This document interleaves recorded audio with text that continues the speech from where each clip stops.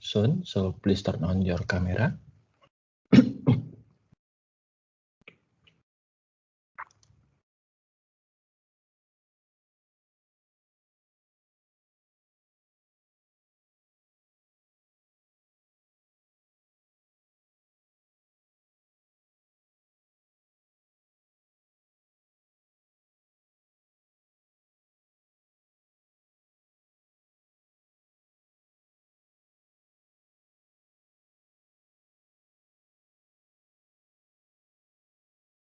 Okay, thank you.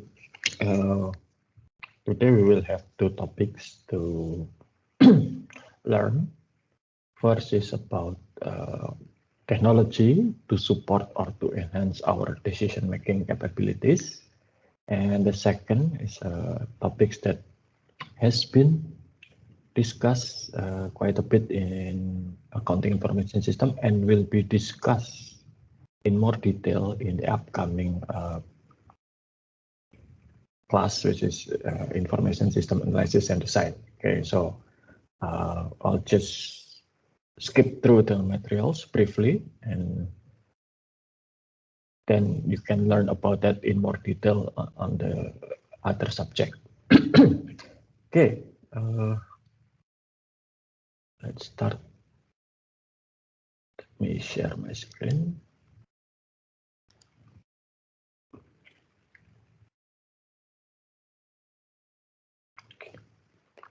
Okay, can you see the PowerPoint? Yes, sir. Yes, sir. Okay, thank you. Okay, so decision making. This is the something that we do every day. Okay, starting from the time you wake up from your sleep, you probably will decide whether you want to stay in bed for a few more minutes or immediately get up and do something else. Then you probably need to decide what breakfast you want this morning, or you want some hot drink or juice or whatever, things like that. So inevitably, in any business, decision making is also a crucial and routine part of managing a business. However, in business, this decision that made should be driven by rational, should be driven by logic rather than emotion. Okay, so the process would be called the rational decision making. Rational decision makings imply that the decision makers try to achieve optimum solution. It could be selecting among the best or selecting among the worst. Which one is have high profitability, or which one is having the least negative impact toward the business. So we will discuss rational decision making today. And in business, this should be priority in making rational decision. In our daily life, it's probably wise to also use rational decision making process, but not all decisions should be made by logic and rational. Sometimes we need to use our feeling, but in business, it's different story. It has to be rational. It used to be a manager, leader of an organization or business use their intuition or something, some say gut feeling to make a decision. But nowadays, those intuition and gut feeling has been replaced by information, has been replaced by system, information system that help and enhance the decision-making process. Let me give you these examples. Okay, so this is the example in your textbook, but it's not really far away. It has been done here in Indonesia. The problem with Indonesian farmer is Indonesian farmer usually only have a small portion of land. So the case that I would give you as an example was done by a big company. The Indonesian, what is it called? So it's PTPN. Okay, so they have various products from their land. They produce coffee, tea, and even edamame. You know that snack that you probably enjoy. So one of the sales for edamame product from PTPN is to Japan, and Japan has a very high requirements on quality of edamame being exported there.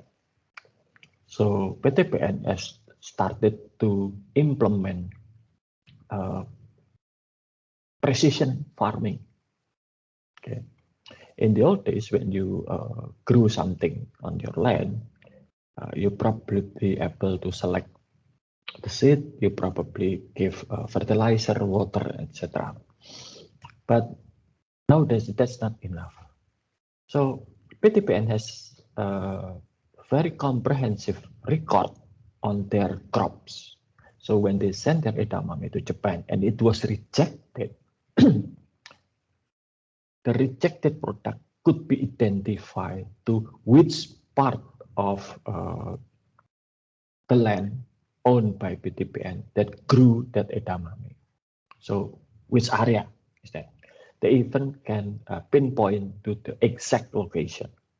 Not only that, they also able to identify the seed that being used, the edamame seed. They also identify the fertilizer. They identify all the herbicides or pesticides that being used for that particular crops, water, and so. It has been developed so they can control the growth of their crops to optimum products result. Okay, so that's how the modern farming has been done. Okay, and it has been done. You know that even though on the same area, some crops are better planted in certain type of soil and also environment. Okay, you probably heard the word champagnes, for example. Champagnes is a type of wine that has bubbles in it. So it's but only certain area in France that can be called champagnes. Outside that area, it should be called sparkling wine. Okay. Why? Because the texture, the chemical composition, and also the environment of that particular area is very unique to champagne product. Okay. The same goes for other liquor product, cognac, for example, and even in you know that champagnes and cognac are considered as expensive liquor. But if you look at whiskey, for example, there are plenty of different whiskey. Yeah.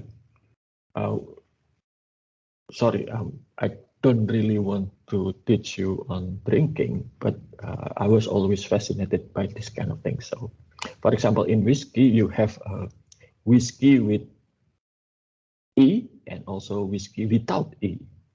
So it's WHISKY, and the other is WHISKEY.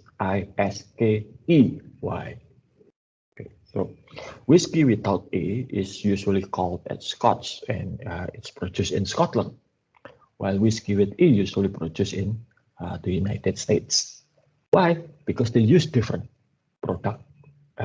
Different ingredients, although it's similar in process.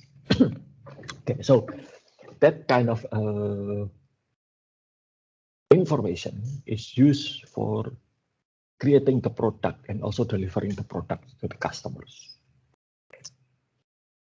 Okay, so what type of different decision and how the decision making process work. If you're working as a manager in a company, there are 3 different level of managerial position. The first is the operational manager, and it's usually on the lower part of management. It's like for example, supervisor of a working group in manufacturing plant, or supervisors of cashier in supermarkets. Okay, this type of managerial decision usually have more structured decision. So they already have a rigid rules about the decision that can be made. Okay.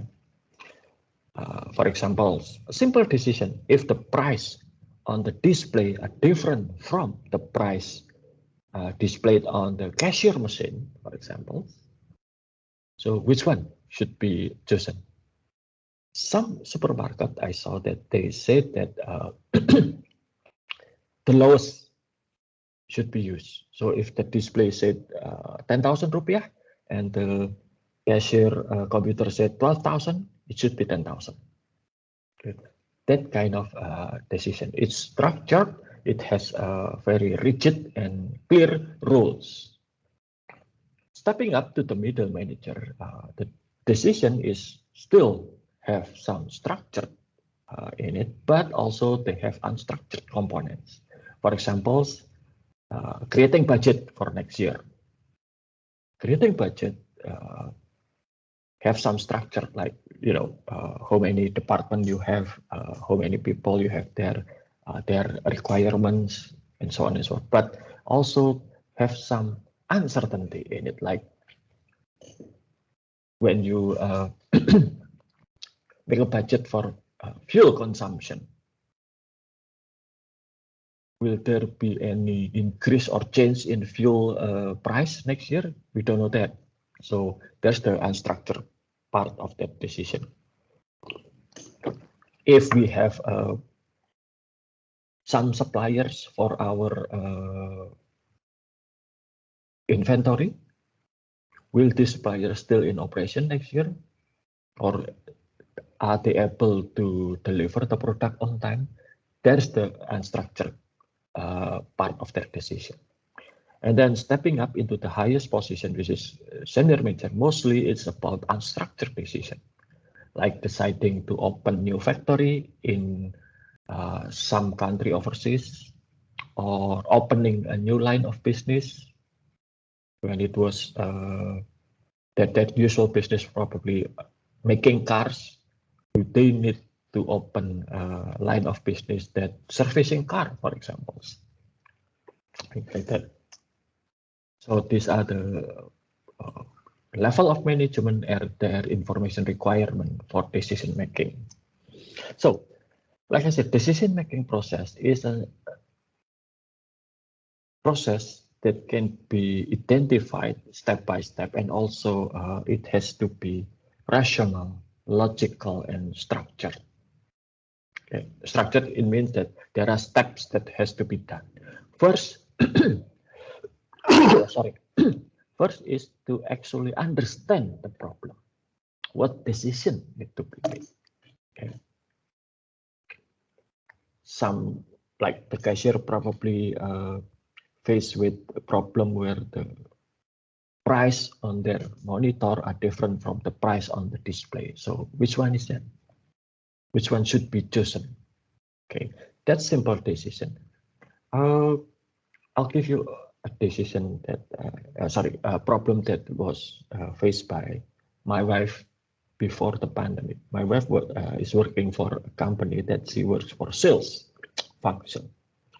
So it was her early days as sales manager. So she hasn't really understand the market. Before that, so my wife is working for what it's called as general trade. General trade serve the small stores, small kiosks, like your local convenience stores around the corner, not the mini market. Okay, so it's individually. She served small restaurants, warungs, okay, food sellers, serve school cafeteria, university cafeteria, things like that. So one day, when it was her early day, before that, my wife was working as sales for the mini market segment.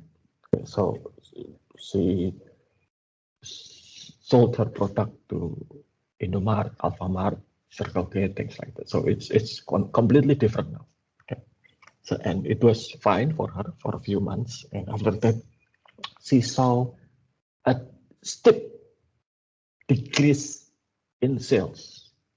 So suddenly that she can achieve like in especially in Yogyakarta. Usually the Yogyakarta region could sell about 10,000 units per day, then immediately dive to less than 5,000. It was a huge decrease, significant one. So what's wrong? Okay, that's the first part.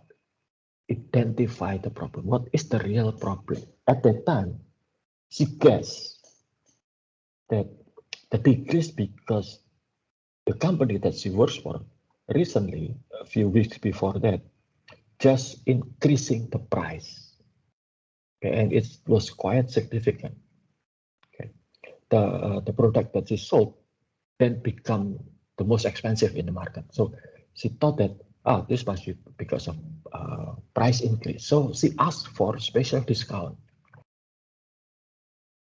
to bring the price down, close to the competitors. But when she was in the middle of calculating the appropriate discount, she had this information that the sales decrease not only happened to her product, but also to the competitor's product. So everybody just lost their sales. So what's wrong? Price, clearly not the problem. The problem was more than 50% of her customer was in school area. And at the time when the school decrease was the school holiday. So it was, in the mid-year when the student received their report and then they have a long holiday about a month. Okay, so all the cafeteria closed, all the shops around the schools losing their customers. Okay, so that's the problem. Okay, not because of the price. If she decided that the price was the problem, and then she asked for discount, it will not change anything. Because the problem is not because the price is become expensive. The problem was nobody bought her product. So that's the problem. Okay. So after we understand the problem, and understanding the problem is insignificant part of finding the solution. Let me give you another example about diagnosing problem. You had fever. Okay. Why did you have fever? That's an important part of diagnosis. If you had fever because you just had your COVID-19 vaccine shot, then the only remedy was just give you fever medication to relieve the fever and take a rest for a day or two, have a good meals, things like that, have a good rest, and in a few days you'll be fine. But if your fever was caused by bacterial infection, that's another problem. Okay, fever medication will not solve that problem. Okay, it just delay the fever, but still the infection is still there. So you need to have antibiotics, for example. Okay, so diagnosing the problem. Okay, After that, after we understand the problem, we move to the next stage, which is identifying possible solution. Okay, we have this problem. What could we do about it? Okay, is there any solution? Okay.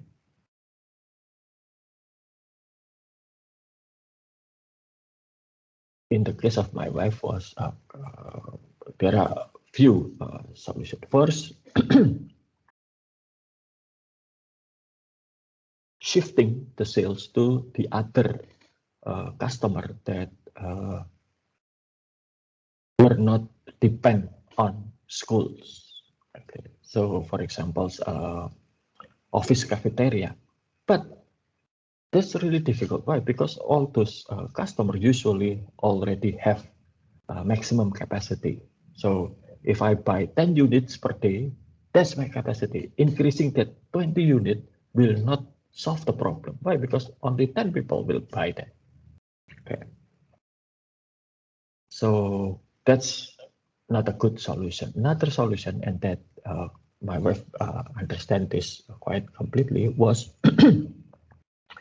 Yogyakarta is not only a city for students, but also for tourists. So she shift the sales from schools segment to the tourism segment. So she open, or the term for that is opening new market in tourism area. Okay, and it was success. Whenever the schools was on holiday, she then shift her focus to tourism area, and at certain times over a year, both school and tourism can give her increase in sales. Unfortunately, 2 years ago, when we have this pandemic started, both the source of sales was closed. Schools were closed, tourism area were closed. Okay, so Yogyakarta region that usually have like almost 15,000 sales per day drastically reduced to less than 4,000 sales a day. So a lot of things happen. Okay, so design. And then the third step is to select which one is the best solution for the problem. Okay, my wife obviously select for optimizing or shifting the sales to tourism area rather than increasing sales in the other segment. Okay. And then implement or execute the plan. Okay, so if you look at this arrow on the right side of this model, it means that if you find something wrong with this, you can go back or return to the previous step and reanalyze, redo the steps, okay, especially after the implementation. However, in business, it's not always possible to have second chance, especially when the manager or the leader choose the wrong solution, and instead of improving the condition, it make the condition worse. Okay. That's usually lead up to either the business went bankrupt, closed down, or the manager were forced to resign or being fired. Okay. Okay. So if you remember your introduction to management course, there are 5 functions of a manager or management, which is planning, organizing, coordinating, deciding, and controlling. Okay. This one, deciding. This is one part. Well, this is an integral and significant part of their work as manager. Selecting the best solution is not always easy. Our former president, Pak Susilo Bambang Yudhoyono, he's a brilliant president, if I may say. ever since he was still active as army officer, one of the army general, he was known as the thinking general. So he was known for creating strategic plan for the Indonesian armed forces. So he was good in thinking. He was good in identifying the problem. He was good in, well, I think he's still good in discovering the possibles. One of his major weaknesses that I observed during 8 years of his presidency was selecting the best solution. As a leader and also a former military general, Pak SBY was full of doubt. So it seems that he delayed the decision making rather than, pick one and then go with it, execute it. I observed this especially during the time that we have an energy crisis, the price of fuel increasing. Pak SBY had to decide whether or not to increase the subsidized fuel price. He had everything. All his staff already provide him with the numbers. The parliament, DPR, already give him the power to make that decision, and yet he delayed that decision. And that creates uncertainty. That creates a lot of demonstration, a lot of rally against the increase in the price of fuel. Okay. So delaying this process, most of the time, it's not really, especially if it's critical decision, it's mostly unfavorable. Okay. As a leader, you could not be seen as hesitant. You have to be decisive. You have to be firm. You have to be able to cope with the pressures. Okay. But Pak SBY was exceptionally brilliant here. I remember one of his champions program was poverty alleviation.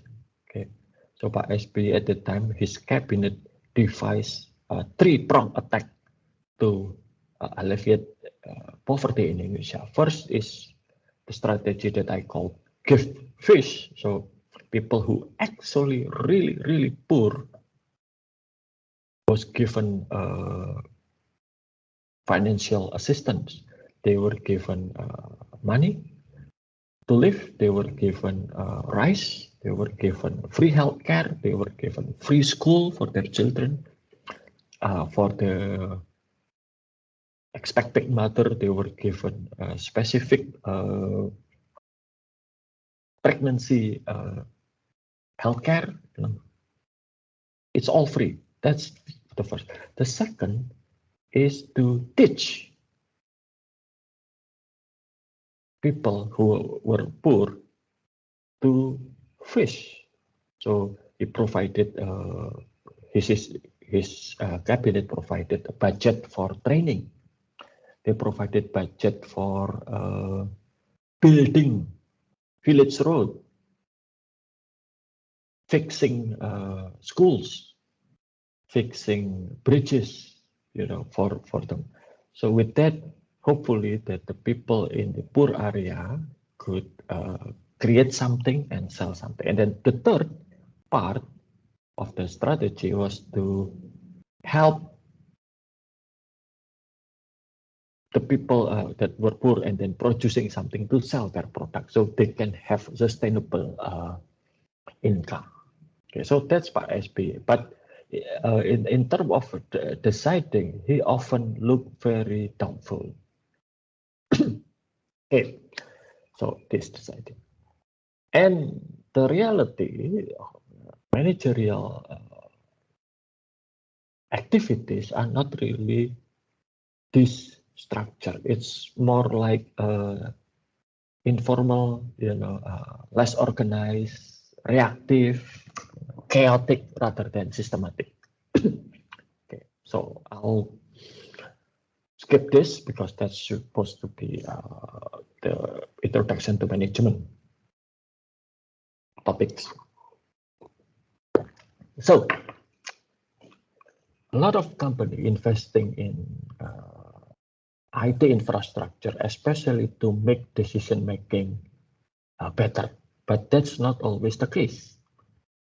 First, the problem was the quality of information itself. Okay, decision required information. Rational decision, as you look at the process before, requires a lot of high quality information. Okay. Second, the management filters. Some people only want to hear what they want to hear. They don't like to hear the opposite view. They don't like to hear negative information. Okay. With that, that become a problem. Just like, for example, what happened in the US during the COVID pandemic. The former US President Donald Trump didn't want to hear the problem with COVID pandemic. You know, he said he played down. He said that it's not important. It will gone in few months. It will disappear during the summer, so on and so forth. And yet, he did nothing about it. So a lot of people lost their life because of that. Third is the organizational inertia and politics. Decision means change, and a lot of people are afraid or reluctant to change. Okay. And that when the change made by the management were resisted by the organization, then it could be a problem. Okay. Nowadays, the problem with information for decision making is not the lack of information, but the abundance of information. Information overload. Okay, so we need to manage that. So the system to support decision making is called the business intelligence. Intelligence, like gathering, like spy, like James Bond. But I don't think James Bond really spy. The real spy work is not like what you saw in James Bond movies or any spy movie. The real spy work was quiet, boring, and mundane. Okay. I just the other day I saw a documentary movie about the attack on Pearl Harbor. The Japanese, before attacking Pearl Harbor, they actually planted a lot of spies in Hawaii. So what did this spy say? Did they just traveling around Hawaii, observing the weather, in the old days, before the technology right now, war, especially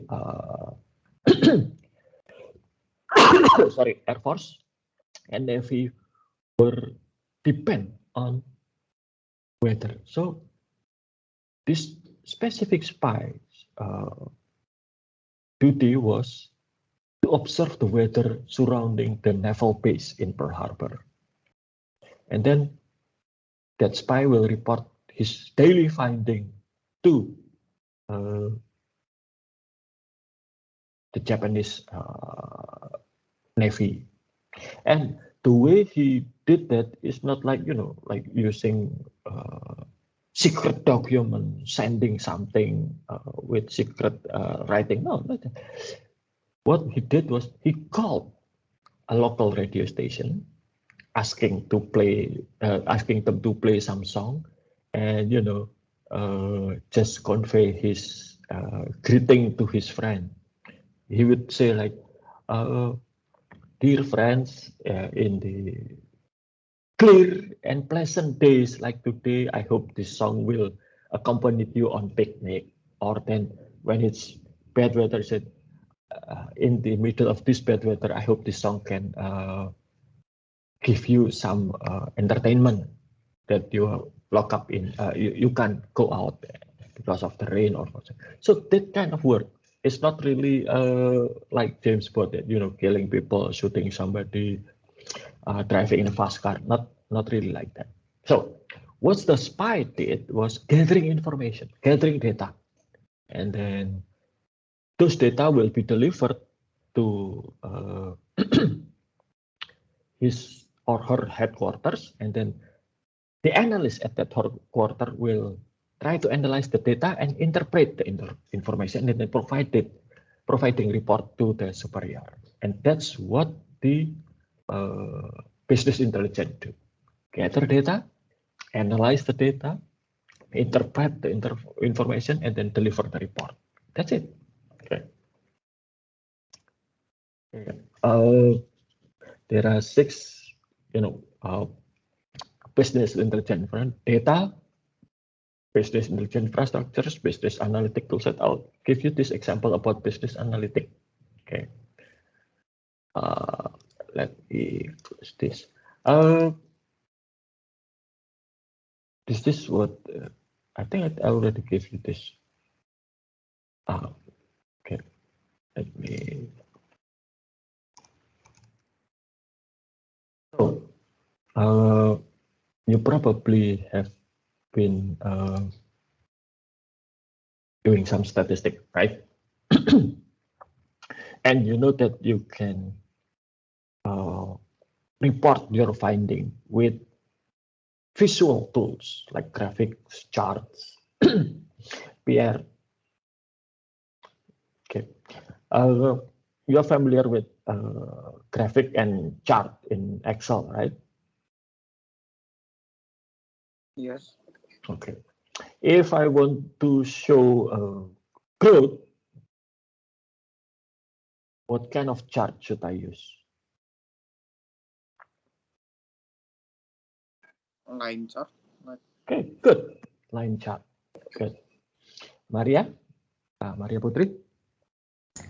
Yes, sir. Okay, if I want to show proportion, what kind of chart should I use? You know, Diagram. like what? Diagram. What kind of diagram? Maybe like the circle diagram one. Oh, okay, it's To called show pie the chart. proportion. It's Yes. called pie chart. Okay, good. So you understand that. Good. So you pay attention to that. Good. However, if you look at the current trend, there are other way of presenting information with visualization. Obviously, line chart, bar chart, pie chart is still important part. But if you want to really attract people to understand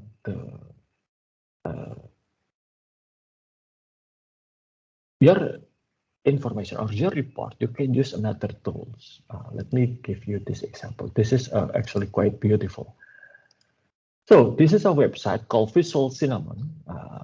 It's the work of a lady named Nadine Bremer, if I'm not mistaken. Yes, Nadine Bremer. Okay, so she called herself a data artist. So she built visualization based on data. For example, let's look at this one. This one.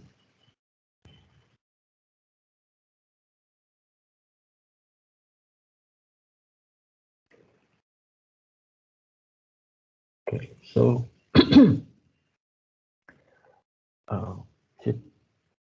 can you see it? Can you see this?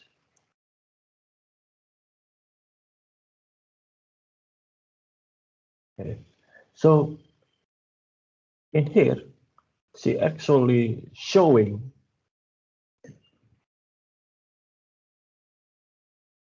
some topics that become a trend, like what is magical, new normal, generosity, a buzzword that become a trend in social media. Okay. Okay, let me give you another examples. And definitely she didn't use any of those bar chart or pie chart. Okay, personal project, food poisoning. Okay, food poisoning is obviously a very so the food poisoning, the cause of food poisoning, like for example, salmonella. This is quite common. Virus, bacteria, bacillus here, and others. As you can see, she used different type of graphical representation to show the data that she gathered. The bigger the picture, it means the bigger the proportion. Okay, so obviously, salmonella is more often causing food poisoning compared to, for example, this scombrotoxin here, okay, or Campylobacter here, because it's bigger. Okay. So that kind of visualization. However, we also need to be very careful about the usage of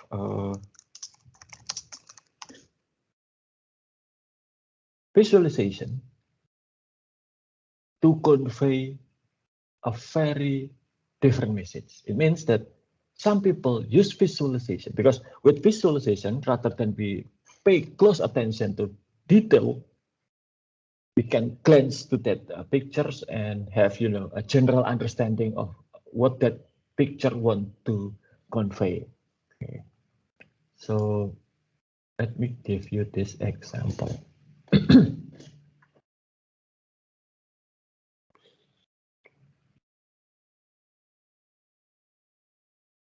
Okay. You probably still remember President Obama, right? The 44th President of the United States. So, okay. So this is the chart on the right side here. So President Obama started a program. It's called the Obamacare. The popular name was Obamacare, although it's the formal name was Affordable Care Act. It's similar to our BPJS Kesehatan. Funny thing about the US, any other developed countries in the world, and some developing countries like Indonesia, have universal healthcare. BPJS Kesehatan is a universal healthcare, so it's cover everybody, regardless of the wealth, regardless of status. You know, even people with no jobs, no money can still have this. So at that time, President Obama set a target by March 31st, they will have 7 million subscribers to Obamacare. So Obamacare was aimed specifically for people who could not get private health insurance. Maybe because that person didn't have jobs, didn't have enough money, or have what it calls as pre-existing condition. Like, for example, if a baby was born with heart condition, birth defect, then no health insurance in the US will insure that baby. Okay. It's different from BPJS Kesehatan, even though the baby born with many defects, physical defects in the body, BPJS Kesehatan will pay for the treatment. Okay. So the target was to achieve 7 million subscribers by March 31st. By March 27, the actual subscriber was 6 million. So this is how Fox News. Fox News was known to hate, well, not hate, but dislike Obama. So try to discredit President Obama. This is how Fox News show or visualize the number that achieved by March 27 to the target. That's not proportional. Okay, so it seems that if you look at this without looking at the number, you will have the feeling, or you have the understanding that, whoa, President Obama failed. You know, it's March 27 already, and it's only achieved a third of the whole target, looking at the graphic. But if you look at the number, you'll see that 6 million to 7 million is not actually, 6 million is not a third of 7 million. Okay. So there's another, so this is from other company, news company. So this is the actual achievement by March 27, and this is the goal. As you can see, the proportion of graphics are different. Okay. This one is much closer to 7 million. Okay. So that's it. You can use visualization to convey your message. Either your message is try to discredit somebody or try to report the fact. Okay. Ideally, you want to try to report the fact. Okay. Let's continue with our materials. Okay. So visualization. So we already discussed this part, the dashboard, things like that. Then part of the information that being generated was to predict something. Okay. Predictive analytics. There are many statistical tools that can be used for predictive analytics. We try to predict what would happen in the future based on data from the past or historical data. Okay. We have historical data, we have assumptions. So, and this actually have been done by Indonesian government every time they try to release economic policy, like increasing tax, giving incentive, subsidize something, that the government usually back that up with predictive analytics. Okay. That's for government. For the application for daily business, for example, decision to give somebody a loan from the bank using predictive analytics. Okay.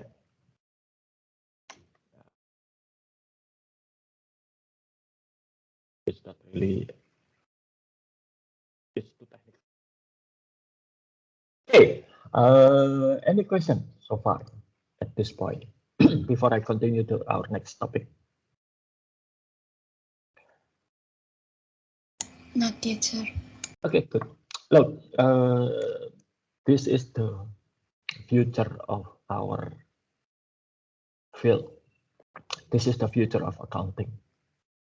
Instead of preparing information, preparing a financial report, our future is to analyze this information and came up with some interpretation. Like, for example, simple question.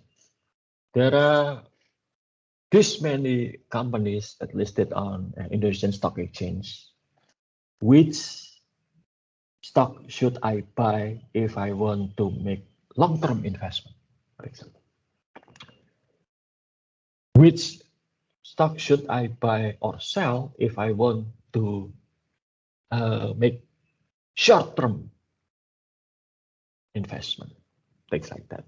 Okay, so okay, let's continue with the next topic today, which is building information system. We already have this part in accounting information system, and we will have this part in more detail in the subject after MIS, which is Information System Analysis and Design. Okay, so building information system. Okay. Sorry. In order to optimize our investment in IT, we need to build a system that can utilize our investment to achieve the whatever we try to achieve. Okay. We try to automate process, increase efficiency, replace manual tasks. Okay. Before the pandemic, well, you were students of pandemic. So before the pandemic, every time we have exam, you have to come to campus, sit on a designated desk on certain room at certain time, and then work on the exam problems, submitted that, and then hope for the best. Nowadays, some tasks has been able to be replaced by computers. If you look at some quizzes or multiple choice exam given by your lecturers, by the time you submit that exam, you already have the mark for that exam, and that's really a huge what is it called? So your lecturer doesn't really have much burden of work. Okay, and just to prevent that you plagiarize or cheating on the exam, each lecturer can assign you different set of exam problems, exam papers, okay, automatically, those kind of things. Okay, we can simplify and redesign our business process, making it simpler. Okay. For example, if you want to withdraw money, it used to be you have to go to the bank, fill out the withdrawal form, queuing in front of the bank teller, and then give the bank teller the passbook, your banking book, and also the withdrawal forms. You need to produce your ID, your signature, and so on and so forth. And then came ATM. Just by using ATM card, putting into the machine, selecting withdrawal, you get your money. Now, some even doesn't need ATM. If you want to withdraw from some ATM, some banks, I think it's some banks actually offering this facility. With your mobile banking application, you can select withdrawal from ATM machine. You will get some specific instruction on to do it. Just do it, and you can withdraw some money without having ATM card. Okay, and then maritime save, like you don't even need cash anymore.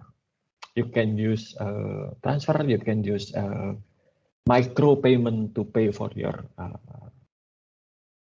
purchase. Obviously, paradigm shift like what Gojek did, what Tokopedia did, is have a high return. That's why their valuation is quite high, but also high risk. Okay, so many companies fail.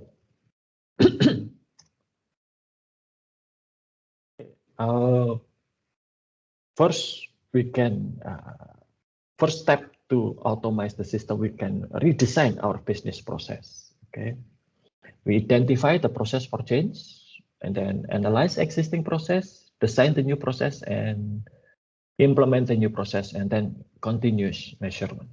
Okay, so it goes from manual withdrawal to ATM withdrawal to withdrawal without any ATM card, and then to electronic payment. That's how the business process of paying something has been changed over the time. Okay. So like this one, for example. Okay. Uh, okay, so this is buying a book. Okay. Used to be when you want to buy a book, you have to go to the bookstores, select the books that you want, or order it if they don't have it on display. And then you pay for that books. You bring that home. And then change with Amazon. I actually find some books that I want to buy long time ago on Amazon. You select the book, you pay for the books and also the delivery charges, and it will be sent to you physically. But nowadays, because if I buy books from Amazon, it could take about 2 months to get from the US to my doorstep. I prefer buying digital book. So I select the book that I want, find the electronic version, pay for that purchase, and in a matter of seconds, the book can be downloaded into my devices for me to read. If I lost my smartphone or my tablet, my book will not lose. Okay, I just need to log into Amazon and download that books. Same goes with songs. Used to be when I was still students, I went to music stores, listening to samples of albums, buy the albums, brought it home. Okay, and then Spotify came along. Okay, I pay for a subscription, and I can listen to any songs that I want as many times as I want. Okay, I am now literally have so over the years since I started to buy music CDs and some cassette, I transferred that songs into my computers and I built up a library of songs that I own over the years. The original cassette or CD has been destroyed or went missing sometimes, but the songs are still there. And the last time I count, it was like 40 gigabytes of songs. Okay. But now, for the last 5 years or so, I haven't touched that collection. Why? Because I already have Spotify. So Spotify has the same music collection that I had and even more. I can listen to other artists, either that's old artists or the new artists. So that's the business process improvement. Okay, so improving something, making it simpler, faster, cheaper, more convenient. Okay. Okay, so the system development, we already covered this in accounting purposes. I'll go through this briefly. So it started with analysis, design, programming, testing, conversion, and then production and maintenance. It's called the system development life cycle or system development process. It takes the shape of a circle because it's a cycle, and it goes on and on and on until the organization stops existing. So analysis, try to define the problem and try to find out what kind of system need to be built. Nowadays, some of the software that we require doesn't really need to be built. We can just buy, like we buy groceries. You need something to type, just buy word processor. You need something for calculation, just buy spreadsheet. You need something to edit pictures, just buy some photo editing software. It's much cheaper to buy, and almost everything that we required for our daily life is available either for free or with some reasonable price. I mean, reasonable means that, say, for example, Microsoft Office, how much it costs? Probably 1 million or 2 million.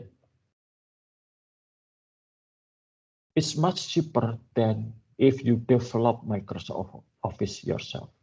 Microsoft spent billion and billion of dollars to develop and improve Microsoft Office over the last, I don't know, maybe 30 years or so. We don't have Microsoft problem. So let's give you this example. In the old days, our university provided email to staff, just staff at that time. And the IT service KSI bought a server, install the software, and then setting up a mail system for them. At that time, I didn't want to use that email. Why? Because it's unreliable. When I send email with that, it's often lost somewhere. And I heard many complaints that people send me email and heard no reply. And I didn't reply.